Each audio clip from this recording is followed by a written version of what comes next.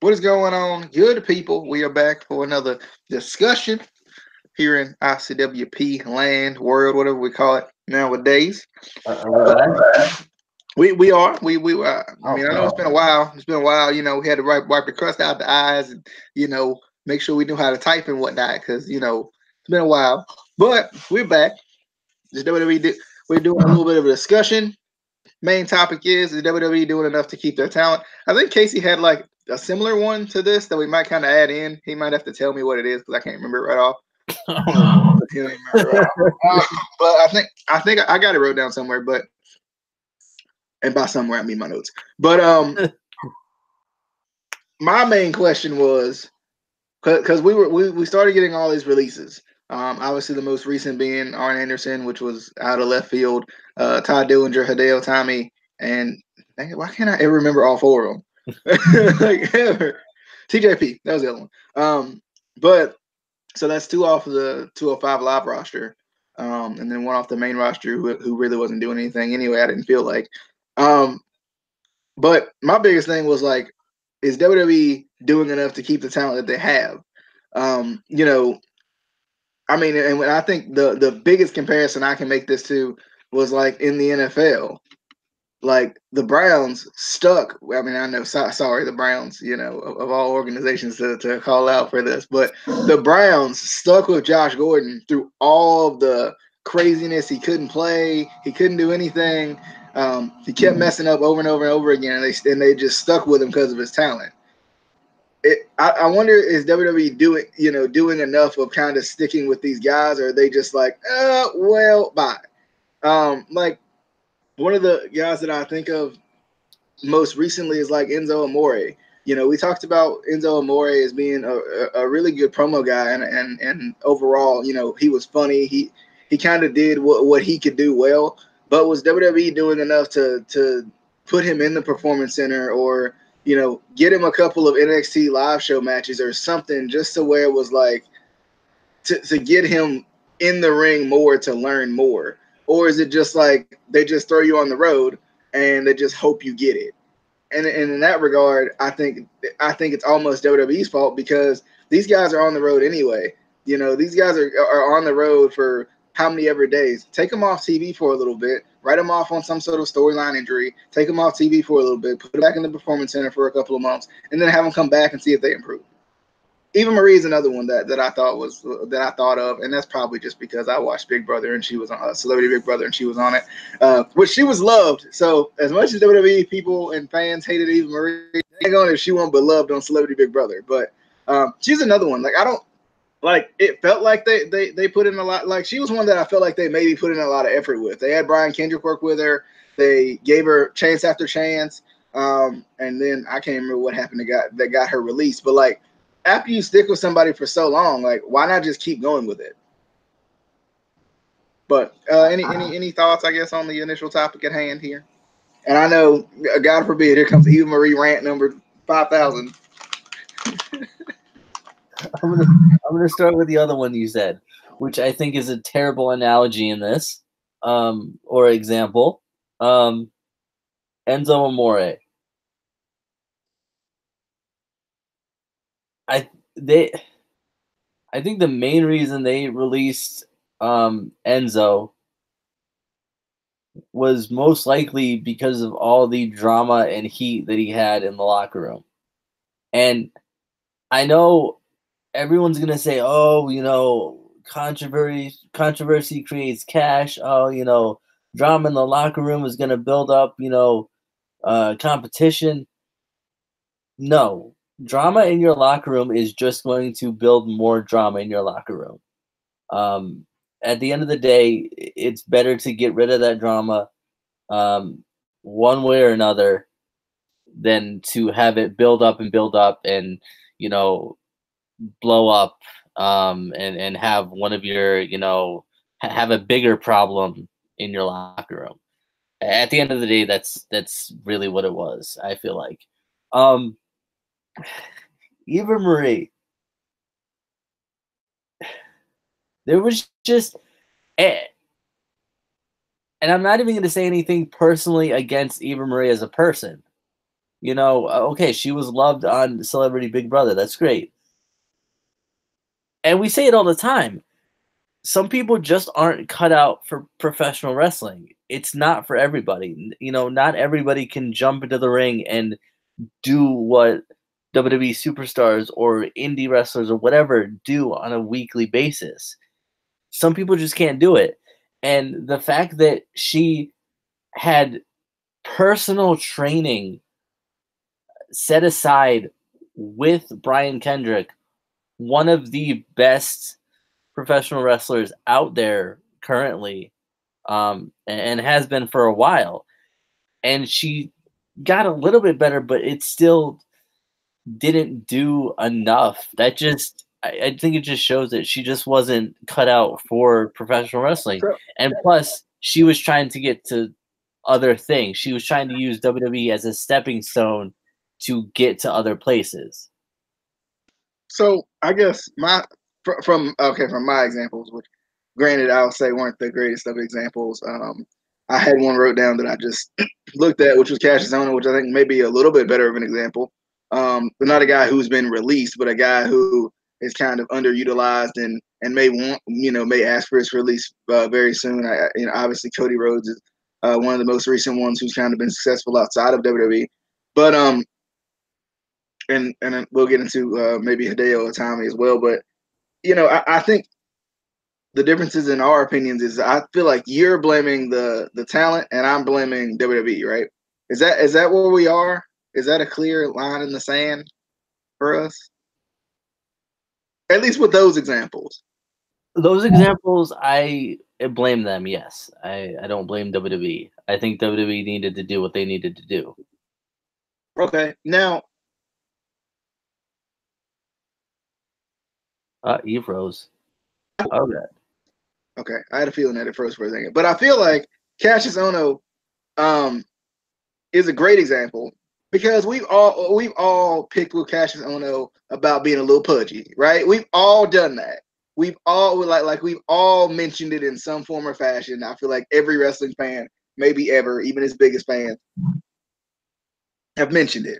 But and this is one that I think about all the time because you know, just because you're a wrestler and in wrestling shape does not mean you look the part of a wrestler. Like, I mean, I see indie wrestlers all the time who have guts and whatnot, and I feel like Cassius Ohno reminds me of one of those. Like, he's really good, but at the same time, like, I think it's hard to take him seriously with all of that. But I think that's how we're conditioned to see wrestlers. I guess we're conditioned to see wrestlers as like the peak of the peak athletes. Which I mean, Casey, he trying to get into it, so he got some work to do. He got, but like I almost wonder like is WWE like do they have him on some sort of diet to improve that? Do they have him on some sort of workout? Like I know it's not easy. Trust me, I know it's not easy. But at the same time, like is WWE working hard enough to make him more presentable to everyone else? And because a lot of times it's not even us that have the problem with him. Like we may pick at him about it. Both of us have done it. Other people have done it. But WWE is the real like they're the company that's like we don't want our image behind that guy. We don't want our image behind this guy because he has this this flaw or whatever it may be. So if that's the case, then if WWE doesn't like the way that Kevin Owens carries himself, then why aren't they working harder to change how Kevin Owens carries himself? If that makes sense, or how or why aren't they working harder if they're around him all the time anyway? I mean, he's a grown man; he can do whatever he wants to. But still, I don't know. Maybe I just Cassius Ohno was the one that came to mind just because I know that's been something that's held him back in WWE. Has been his size, his look, his appearance, which I feel like WWE could easily fix that if they just took the right steps, if they took proactive steps instead of just being like, well, he's just a little pudgy. We're not going to push him. We're just going to have him job to everybody. Why do that? What's the point? Any thoughts or any more examples that you might want to? I almost feel like we're doing a debate here where like I'm picking one side and you're picking the other because again, and I know kind of where you're coming from. We always talk about certain wrestlers like, oh, I wish they would push so and so. Why aren't they pushing this guy or why aren't they pushing that guy? And we've talked about, oh, why aren't they pushing Cassius Ohno, things like that. But then I think,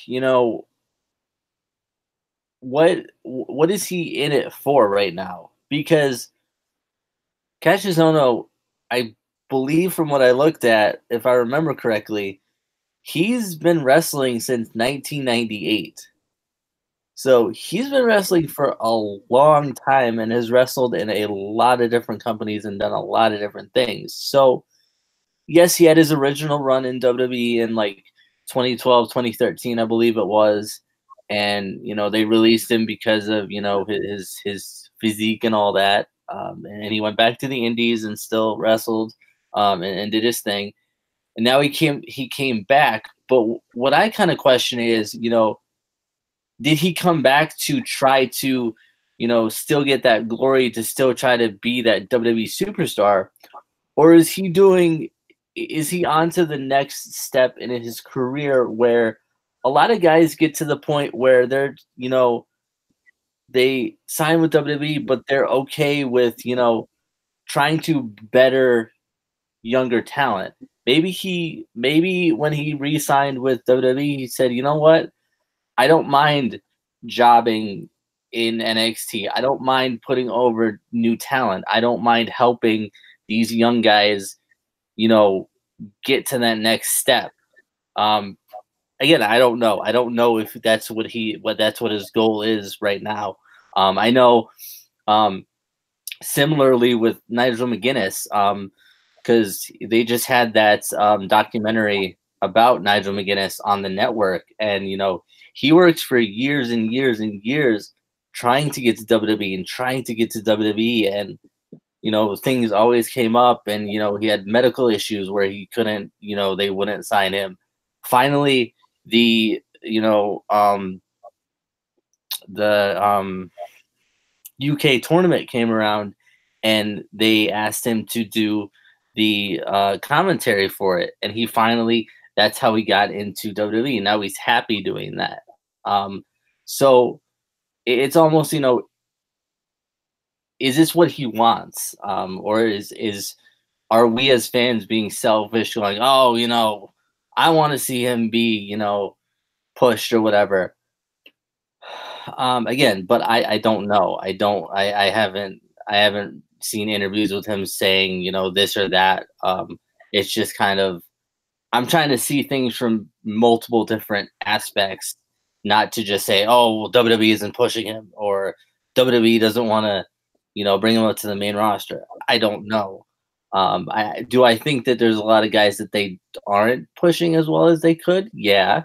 But as for guys that are like veterans like him, you almost have to think, that other side of the coin. Maybe he is happy doing what he's doing now because he's been in the business for so long.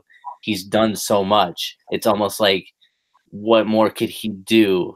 Yeah. Well, I think in going to some of the guys who left on their own accord, they asked for their own release. It wasn't just these most recent ones were kind of out of left field. I felt like and kind of surprising, but like the Cody Rhodes of the world, the Nevilles of the world. I'm trying to think of some other ones right off that I can't think of right off that I can't. But was Austin Aries one maybe? I think so. Yeah. I think he might have been one. But like some of these people who like ask for their own releases. Now back to the original question: did WWE do enough to keep them happy with the company? Obviously not. Obviously not. And I think it's fully on WWE to blame. I don't think it's. I think the guys who left on their own accord. I don't think we can blame WWE for it. We can't blame WWE for. I mean, I feel like we can't blame WWE for releasing the guys they're releasing now per se, but we can definitely blame WWE for releasing or for releasing guys who asked for their release, like the Cody Rhodes, and we've talked about it before as far as booking is concerned. How they were being booked, what characters they were in that they weren't happy with, them may or maybe not being able to voice their opinions. Like I think some of what went into TJP's release recently was, from what I was hearing, was new tattoos that he got. And obviously we know WWE is really strict about what you can do with your body as far as cutting your hair, getting new tattoos, whatever it may be, because of the marketing aspect of things. So, like I don't know. Like I feel like I'm more so in WWE train right now as far as these releases and the people who have gotten released. You get really weird, staticky like voice here. You're going robotic. I don't know why.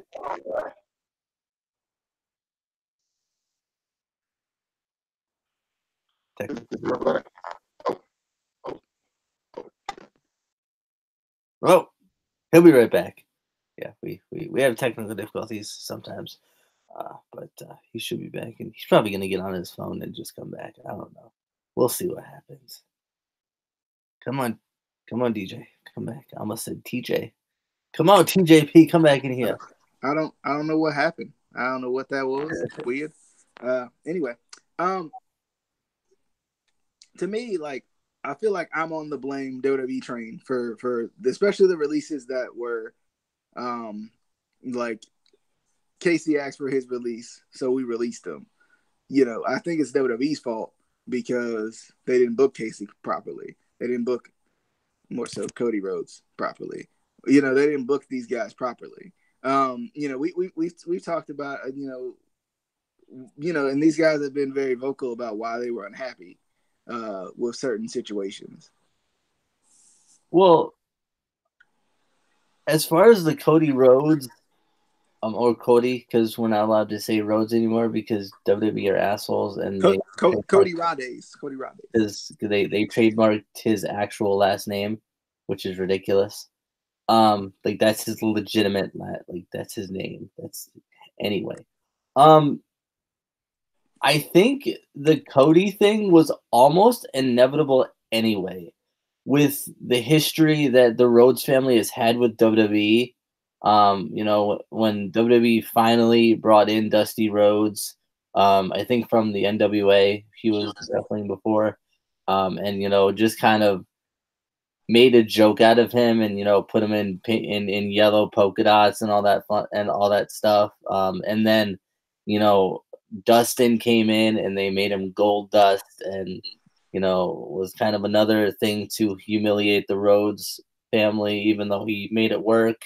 And then Cody became Stardust again. I think it was just how WWE was going to book the Rhodes. And yes, I know people are going to say, but they did the Dusty Rhodes Tag Team Classic.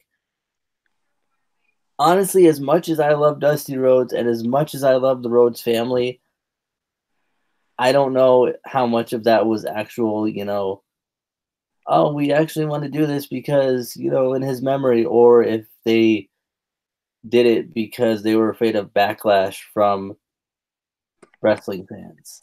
And as terrible as that sounds, but as far as like the other guys, Aries, I wouldn't. I don't know exactly. Bad example. I'm sorry. I know.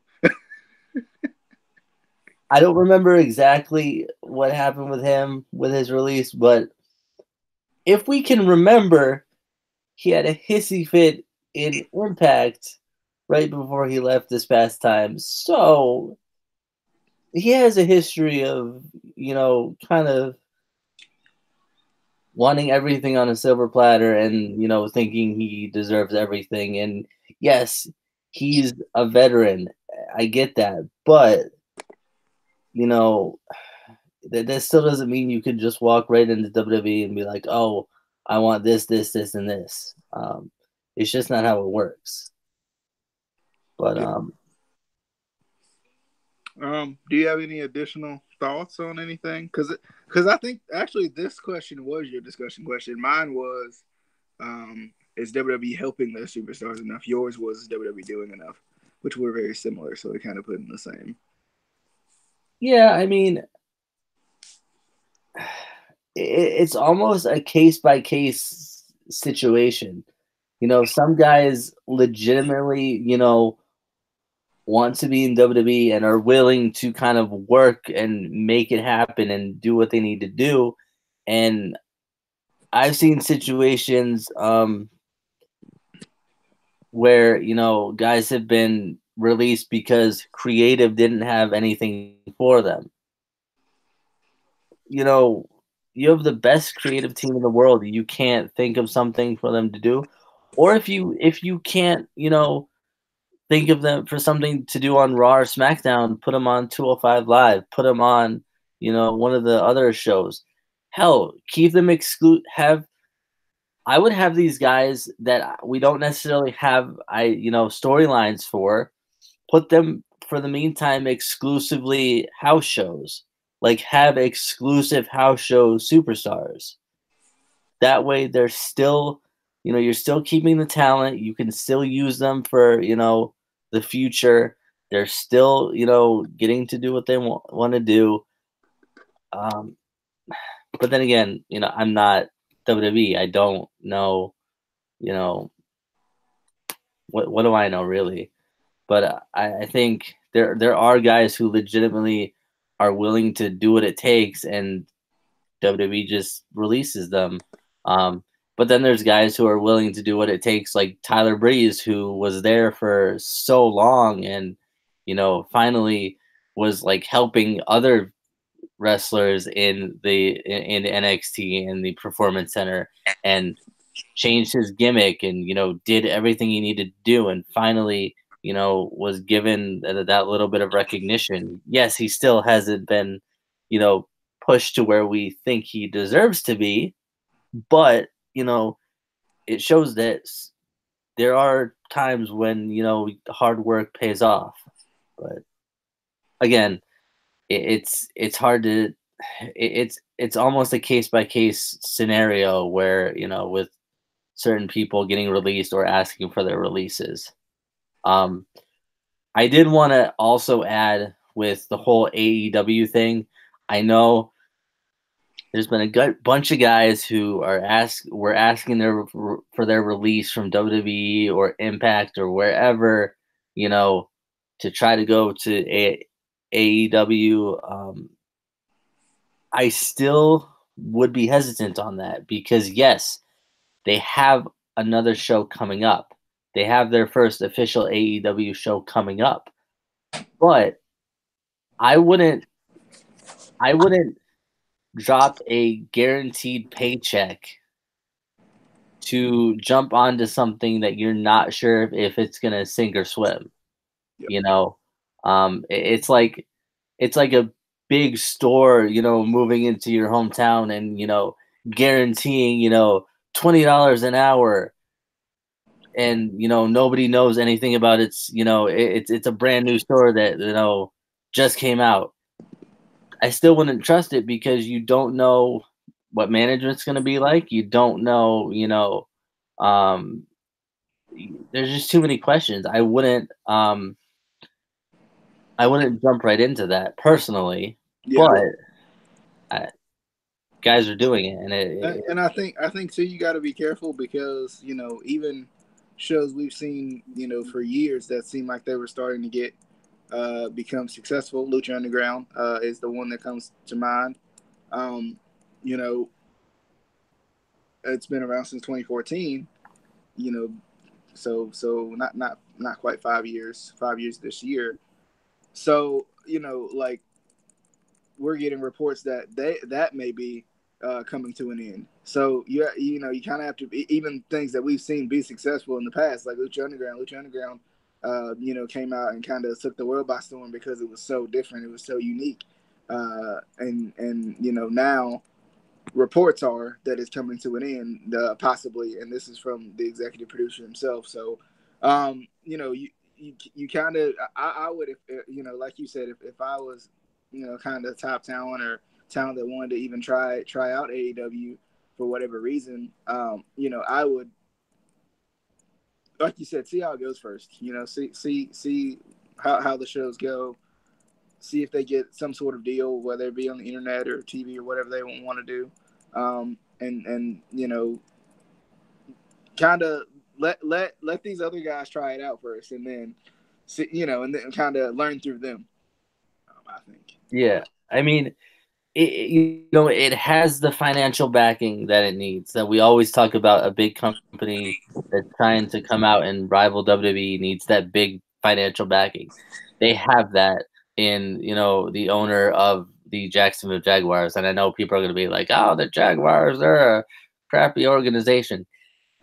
They're still an NFL organization, and they still have millions of dollars at their disposal. Even the worst franchise in the league is still going to have a lot of money. It's not cheap to have a NFL organization. It's really not, or NBA or whatever. So they have that. I would, almost wait to see how it goes. Wait to see if WWE starts to, see them on their radar. Then if WWE eventually starts to see them on their radar and starts to, acknowledge them in any way, shape, or form, then I would say, you know what? Let me go to, management and ask for my release or, a better contract. Then you kind of, maybe have a better chance of WWE being like, okay, well, we'll give you this if you stay with us or whatever, because they'll have that kind of competition there. I wouldn't just jump right in there before you know anything, really. Yeah. But all right. Well, as we get ready to sign off, I don't know what our next discussion will be, but I'm going to go ahead and throw this idea out here, right here, live on this discussion. And go ahead and throw the idea of a potential discussion out there. Page Hall of Fame 2019, 2020, 2021, something like that. Question mark, question mark, question mark. Possibility. Does she deserve it? That's a potential discussion we can have. Because I just saw somebody posted something about it. That's what I was just saying. Yes. Similar discussion that I brought up to DJ, and he probably forgot. Superstars that will never, unfortunately, make it into the Hall of Fame for whatever reason. Because there are guys that, unfortunately, probably won't ever make it into the Hall of Fame. And then there's guys who, like AJ Styles, that everyone's like, oh, he's automatically going to make it into the Hall of Fame. And I'm like, he's only been in WWE for 3 years? Calm down. Chill. Alrighty. Well, on that note, we're going to go ahead and sign off. Casey, I'm going to need you to hit the button to stop it because I can. Or we can just go live forever. We just stay on we got that forever stream, that forever. But you know what? I think that's what we should do. We should be that podcast. It's just the constant podcast that never ends. It never ends. The constant stream. But anyway, all right. Well, we're going to go ahead and sign off. Hope you guys enjoyed. If you haven't already, hit the subscribe button for us. Hit that like and that bell for notifications and stuff. Join the notification squad. I ain't never said that ever. But, join the notification squad, everybody's saying it now, so I'm just stealing it. But anyway, we'll see you guys on the next one.